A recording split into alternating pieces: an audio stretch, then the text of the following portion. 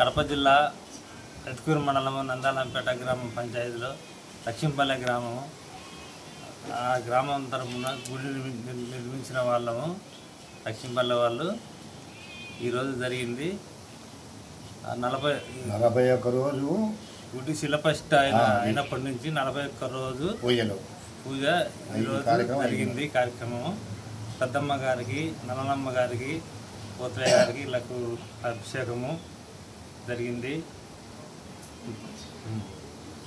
బాపన వచ్చి వాళ్ళ అభిషేకాలు చేపించి వాళ్ళకు అన్ని గ్రామస్తులు, చుట్టుపక్కల పల్లెలు, భాగ్యనగరము, లాసనపల్లె, జీరంపేట, టీసీ కాలనీ, లక్ష్మీపల్లె వాళ్ళు అందరు కలిసి టెంకాయలు, కాయకపురాలు, అక్షరాలు ఇచ్చినారు, జరిపినాము.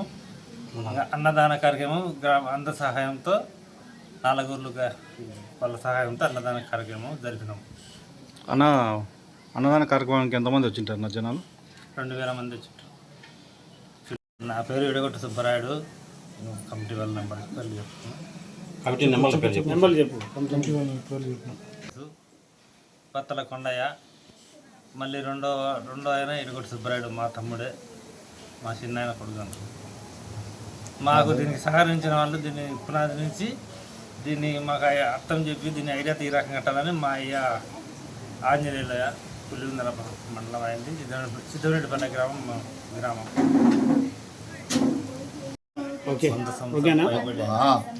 పెద్దల తరం నుండి కూడా ఈ పుట్ట ఉంది ఇక్కడ. అర్థాకండమ్మా, పెద్దల తరం నుండి కూడా ఇక్కడ ఈ పుట్టనే ఉన్నది.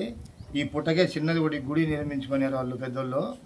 ఆ గుడిని నమ్ముకొని నల్లలమ్మని పుట్టనను పూజించుకుంటా పెద్ద తరం నుండి ఇక్కడ ఇల్లు జాతర మధ్య జరుపుకుంటా, సిరివండి తిప్పుకుంటా ఇక్కడ చేసుకుంటున్నారు. వాళ్ళ పుట్టిన పిల్లోళ్ళు, వాళ్ళు పుట్టిన పిల్లోళ్ళు కూడా కాదు, ఇల్లు ఇంకా అవతల పుట్టిన పిల్లోళ్ళు వీళ్ళు ఉన్నారు. వీళ్ళు ఇప్పుడు వీళ్ళకి ఈ ఐడియా వచ్చి ఈ గుడి కడితే బాగుంటుందని వీళ్ళకందరికీ ఐడియా వచ్చింది.